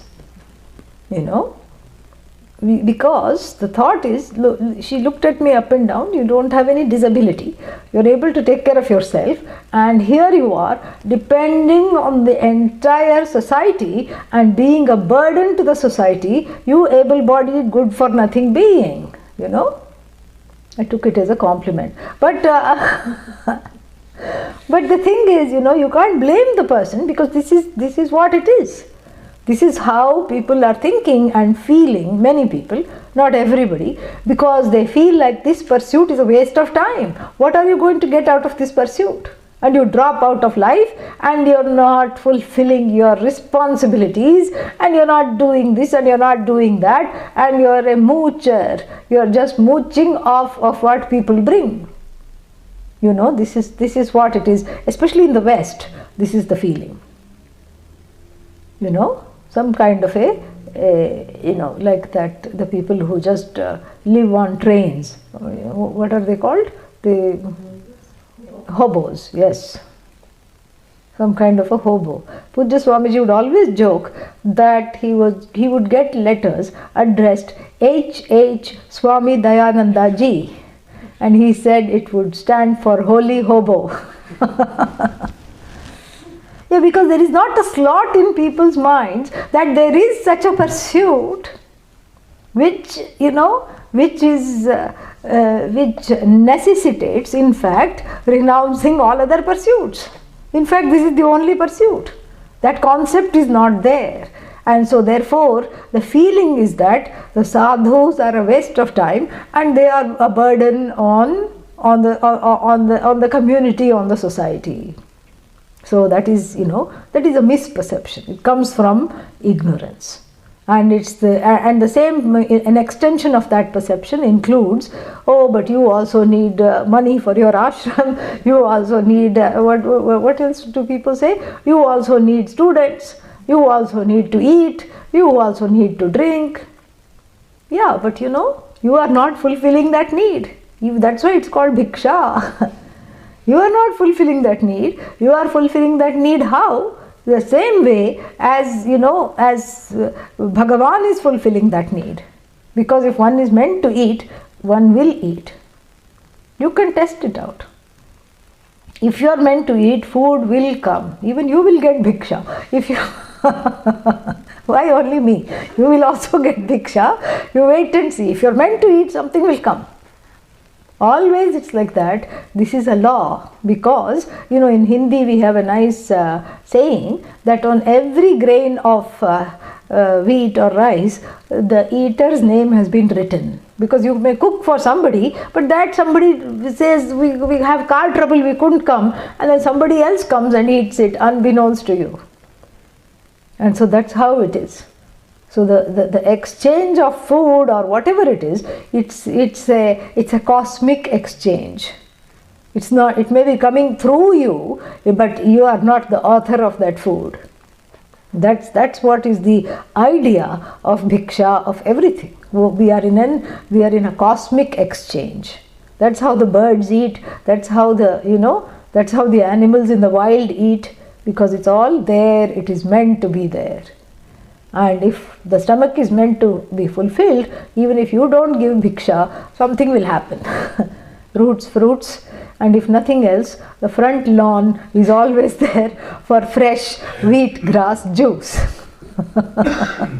So it gets taken care of, And so therefore it is it's a deliberate setup for a one-sided relationship, so that whatever I do with and for the teacher is for my own growth and benefit. Purposely it is set up. For me to grow out of certain ragadveshas, I take on the concept of seva. For me to grow out of certain rigid ways of being, I do the seva. Because it's all for me. It's a one-sided relationship. And this was something underscored to me recently, by Pujya Swamiji himself. About a year ago, when I was there in India, I had the privilege to meet one of his classmates, from what is that called, primary school. They had been together. And he was telling me all kinds of stories, all the trees they would climb, all the mangoes they would take and eat, and all these things he was telling me. And Pujya Swamiji, as you know, was quite hard of hearing, and he was sitting way over there. This was in a kind of a suite in a hotel. He was sitting way over there, and plus there were many people around him talking to him. And I was on one corner of the room along with the classmate. And then the classmate also he was an elderly person, he did not have a big strong voice, he was also talking in a soft voice. And then he said, I have followed him all my life, I have, attended his retreats, I have gone to Rishikesh, I have gone to Anekati, but this attachment to him, this stupid attachment, I don't know why it never goes. And from the other side of the room, Pujya Swamiji said, it's okay, because it is safe, it is one-sided. He said that. So that was so eye-opening for me. It was so beautiful. It was a special teaching, and it was very, very special. And of course, in my own way, I wanted to capture that moment. And I thought, okay, I want to capture that smile, and I want to capture what he said. I want to just have a photo of him today so that I remember this, as though the photo is needed to remember. But this was the mad mind going in its own way and wishing for this. But there were people, and I am trying to take a photograph with this small phone, and there are people, and I'm trying to, usually I would tell him that, I'd like a photo, but here I didn't want to come and make a big deal, so I was just trying to do this. There were people, so I'm just going like this, with the phone. And then Suddenly he goes like this, he parts the people and he poses from far away. And he doesn't go like this, he has his coffee cup, he goes like this, with the cup. It's fantastic. Yeah, so that is the blessing, that is the connection. That is just the beauty of, having a teacher and submitting the raga dveshas at the altar, that is the surrender to it, for it to be lifted and taken away. It's just amazing. So the trust has to be redone. This trust has to be rebooted. There is a complete fresh restart of this trust, because that trust has been eroded by the caregivers. So a jiva being born is naturally not trusting of anybody. In the beginning there is complete trust, but then one finds out the hard way that the mother is fallible. Mother doesn't know what she is talking about. Father also says, I don't know. And father unavailable, mother fallible. And then they get sick also. And they are supposed to look after me, but here they are sick. And the child, of course, is fraught with insecurities. And that insecurity and distrust, because, the distrust caused by the awareness or the understanding of the fallibility of the mother and the father will not stop until as an adult one discovers the mother and the father of the universe. One discovers the infallible as Bhagavan, as the mother and the father of the universe. Until then this distrust will not go. It will just absolutely not go. It will not leave. And so who is the guru then? If I have to go for the mother and the father of the universe, what is this fellow doing here? Now the guru allows this darshan to happen. The guru takes one close to the mother and the father of the universe. Nay, the guru shows the mother and the father of the universe as residing in one's own heart, as the truth of oneself, as non-separate from oneself. So it's almost like the guru opens the heart lotus and steps out of the way. That's why we say that, the Vedantic saying is, when you are ready, the guru disappears. The guru doesn't appears also, but disappears is more important.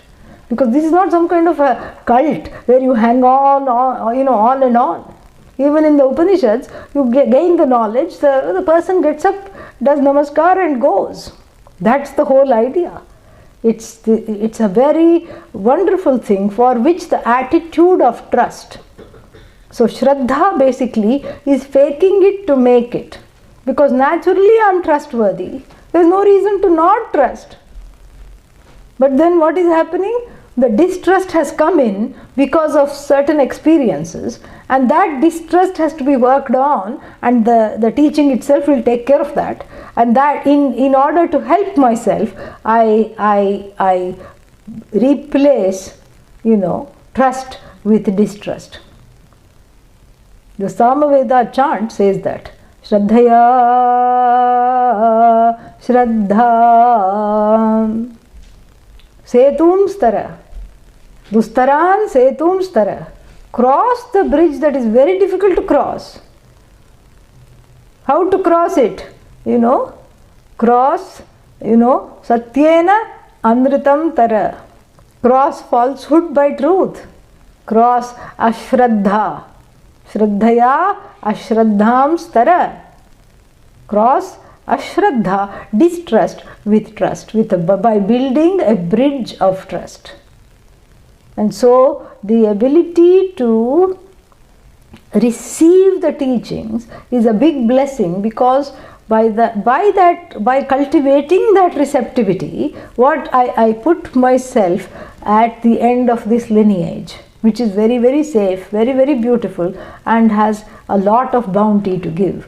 This is what is the meaning of Shraddha. It has to be discovered, it has to be cultivated, it overturns my inner psyche of all kinds of distrust, mistrust that is hidden there. All the cockroaches of distrust run away. So, this is what is Shraddha. That is why it is very important. Then finally we have one more. What is that called? Samadhanam. Single-minded focus. That single-minded focus is something which is important, because that's what I was trying to illustrate by the airport example. You don't forget the airport. You don't get lost in the supermarket, or you don't move into the friend's house that you have visited. Oh, I think I'm going to stay here. What about your trip? Oh, yeah, right. You don't do that. You remember what that goal is, and that goal being yourself, for which there is self-ignorance in knowing the self, and the self-ignorance needs a tool to be removed, and that is the teaching. And so therefore I am focused on the teaching, that single-minded focus. And even in class, the mind tends to go here, there, everywhere. I bring it back, I bring it back, I bring it back. That's why I said, somebody said, how come you don't have more meditation sessions? All this is a meditation. This is an open eye meditation. This is dhyanam. So this is adhanam, where the mind is kept in its place, where it's kept focused, where the distractions are not allowed, whether in the class or whether in one's life, the distractions are removed. So these shamadama, uparati, titiksha, shraddha, samadhanam, these 6 along with the other 3, viveka, vairagya, and what is discussed here, mumukshu, mumukshutvam, mumuksha is the what is that? The bundle of qualities or prerequisites for Vedanta 101. For Vedanta 101, these things have to, be addressed. After, write it down. I'll answer it after class. So therefore, what is done here is only the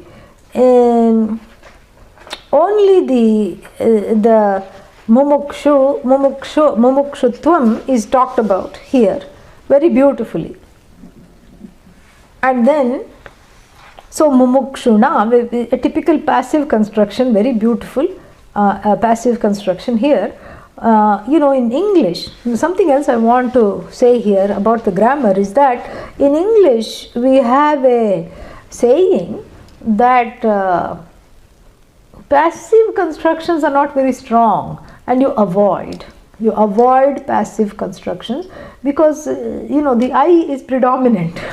Ahankara is so predominant in the West that that's a Western way. Who did this? I did this. Whereas it's much more nicer in Sanskrit and Indian languages, it was done by me. Because done means it's not just me, there were so many other forces, and yes, I'm at the end. Because when in the active voice, I'm at the beginning. Yeah. So karyam, nityam karyam means all the time, mumukshuna karyam. This is like a duty. Karyam, karana yogyam, that which is worthy of being done. That's the meaning of the word karyam. That is, it is worthy of being done. What is worthy of being done? Sweeping of the mind. Nirvishayam karyam. Here not nirvishayam, nirasaktihi. Karyam sada nityam mumukshuna. So by the mumukshu, this has to be done. By the one who is interested in the teaching, something has to be done. What is that something? Nirvishayam manaha karyam. So the mind should be free, period. Free of what? Free of asakti towards vishayas, beliefs and all these things. Okay? And then why should the mind be free of vishayas and the asakti towards vishayas? That is explained in the first line. Yataha, because of the fact that nirvishayasya asya manasaha muktihi ishyate. Because one's freedom is dependent upon what? Is dependent upon having a mind that is free of involvement with the objects. Since it is because of this dependency, because Vedanta will not go in otherwise, therefore nirvishayam ataha manaha kartavyam. So you have to make the mind free. That is what is talked about here. And the question is how to make this mind free of asakti. And so for that, that is going to be explained in the verses that come, but we can help ourselves to think about how this resolution of the mind is going to take place, and how is it going to not be object dependent or have asakti for the objects. So the first thing is, of course, meditation, correct? Yeah, because there are two problems with the asakti. What are the two problems? One is, the chanchalatvam. What is chanchalatvam? Chanchalatvam is the restlessness. Yeah. This is what Arjuna complains in the Bhagavad Gita. Chanchalam hi manah Krishna pramathi balavad dhridam tasyaham nigraham manye vayoriva sudushkaram. You say that I have to manage this mind. It is so restless. If you had asked me to catch the wind and bring it to you, that's easier. This is dushkara. It is, very difficult, very interesting. Sudushkaram. So it is extremely, nicely difficult. Yeah. Very difficult. It's like catching hold of the wind. And this catching hold of this mind, because the mind is like the wind. That's why it's called manojava. Manojava means the speed of the mind is bigger than the speed of the light. You think of Africa, you're there. You think of India, you have gone. Gulab jamun, it's already tasted and digested. Everything mentally, So therefore, this mind, you don't know where it is right now. It just came back from India, but I think it's now gone to Europe. Where is it first to catch it? Just like the wind, you don't know. Chanchalam. And so you tell me to catch the mind. How am I going to catch the mind? And Lord Krishna gives a two-pronged approach. He agrees with him. Yes. That is true. Chanchalam, asthiram, all right. Your mind, everyone's mind is chanchala. But he says that's not important. Mind has to be chanchala, otherwise how will you perceive movement? If I go like this, and if the mind is not chanchala, you will just, the mind will be stuck in one place, you will not be able to see motion. You will not be able to see either motion or emotion. You will not be able to witness anything. And and when you see something, you see an elephant, and then on top of that you see a fruit after the elephant, and the fruit will be balanced on the elephant. And then on top of that you see a giraffe, and so it's just, then nothing will go away. The mind works because it is a clean slate each time you perceive something. A little bit of a hardship for declension rules in Sanskrit, that clean slate. But this is how it works. That perception happens like that. And so therefore you cannot complain that the mind is not fixed, but you can manage it. Grihyate, it is managed. Lord Krishna says, abhyasena and vairagyena. Through two approaches he gives. Abhyasa, here is repetition of what? Repetition of making the mind dwell on some things that I want it to dwell on. It's like any other muscle. Yeah, it's a subtle muscle whose location we don't know. But It is a muscle that is a muscle that builds up after some time. So abhyasena kaunteya vairagyena cha grihyate. So abhyasa means the ability to bring the mind back, and that is what is meditation. Chitta naishchalyam is the prasada of dhyanam. Dhyanasya prasada is chitta naishchalyam. Naishchalyam, nishchalasya bhavaha.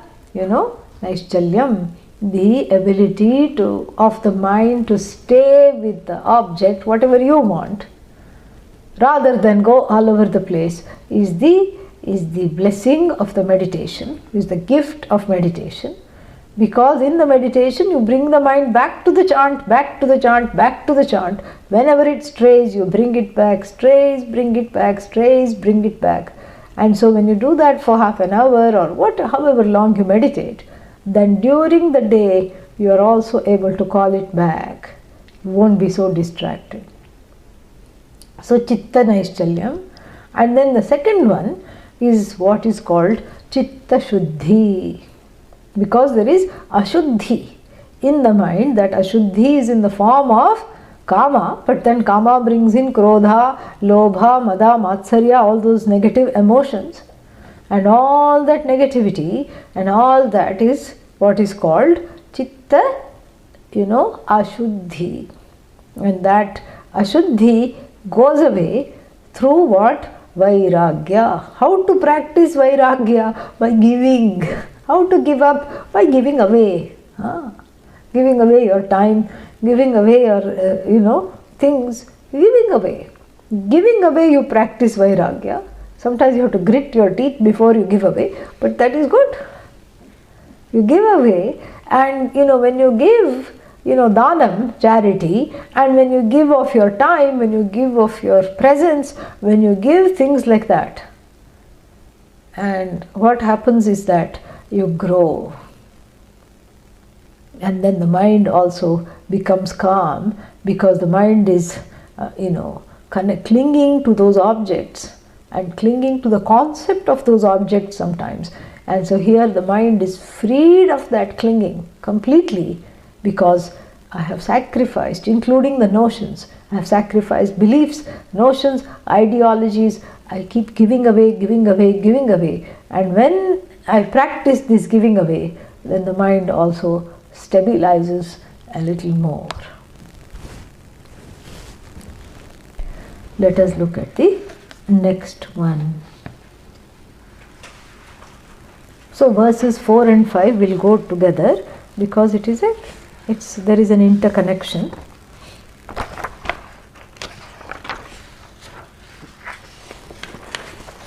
Nirasta vishaya sangam, sanniruddham manohridi, yada yatyatmano bhavam,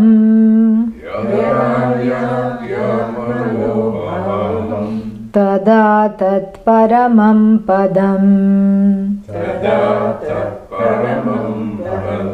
tavadeva nirodhavyam, yavat hridi gatam kshayam,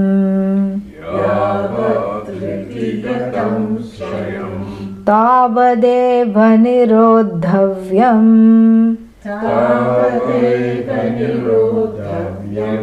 yavat hridi gatam kshayam,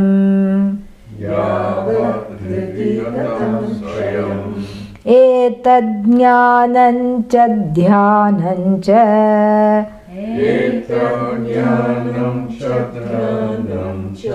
shesho nyayascha vistaraha,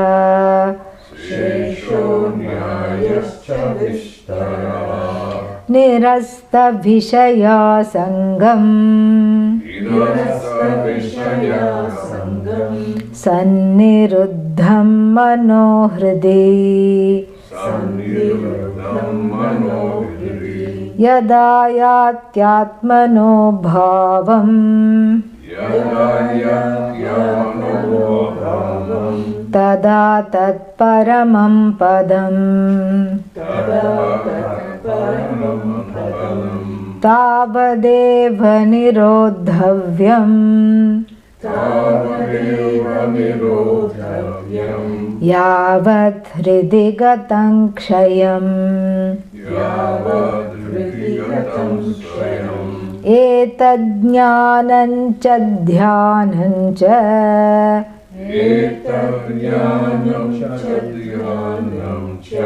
शेषो न्यायश्च विस्तरः.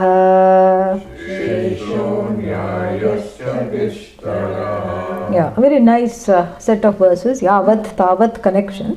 When, then, So it's kind of a directive where the teacher or the sage here expounds a directive of talking about how to, the preliminaries of the meditative experience or the meditation. So, there are two things that are talked about in the first line. Nirasta Vishaya Sangam and Sanniruddham Mano Hridi. Both these we have to take a look at. So, Vishaya Sangam is the same as Vishaya Saktihi. First is said Nirvishayam. Now they are giving a clue. The Guru is giving a clue how to make the mind free of Vishayas. You don't make the mind free of Vishaya. You make the mind Vishaya free of Vishaya Sangam or Vishaya Saktihi. Sanj, to cling. So you free the mind of its clinging nature. And that clinging can be directed to objects, people, beliefs, whatever it is. You take away the clinging and the objects, go.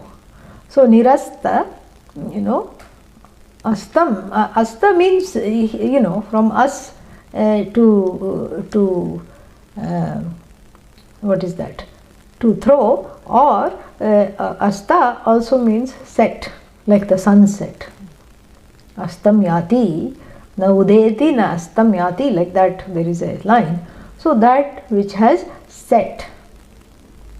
Nirastam, that which has set. What has set?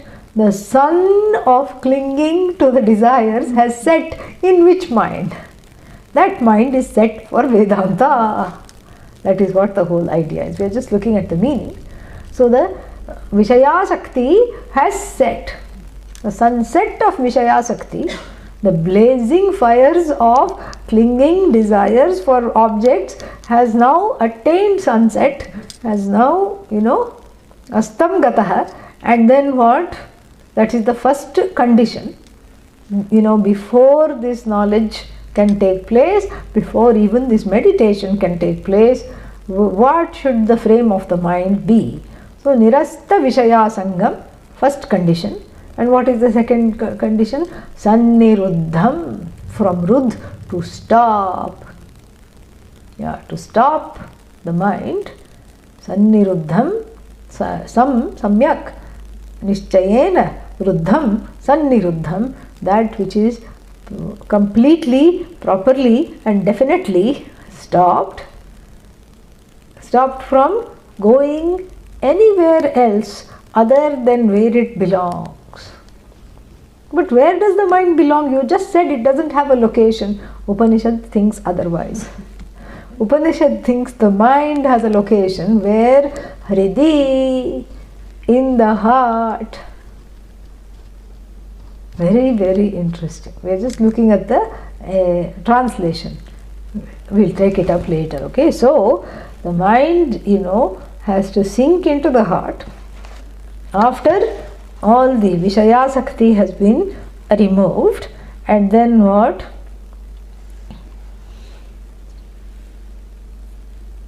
Yada ayati atmano bhavam tada tat paramam padam. So, atmano bhavam is one's nature, Satchidananda. One's nature, until one gains one's nature, atmano bhavam, of one's own nature, and tada means then the person attains what? Paramam padam, the ultimate goal. Just the translation today, nothing else, okay? Tavadeva nirodhavyam. Until that time, this kind of stopping or staying the mind, allowing the mind to stay in the heart must be done, must be practiced. Till when? Hridigatam kshayam. Until the mind dissolves. Until the mind kshayam yati. Until the mind resolves, dissolves, whatever it's supposed to be. Kshayam means it's just poor thing, it's on dry bread and water, because all the vishayas are denied to it and it's put to bed without any food, like the children of old Mother Hubbard, and that's what, so that's what it is. So the mind is, until the mind becomes a pixel and then disappears, until then I keep it safely in the heart. All this we will understand. We'll just look at the words and the meanings today, okay? Yeah. All this, until that mind disappears, I keep it in the heart, until it dissolves, and then what?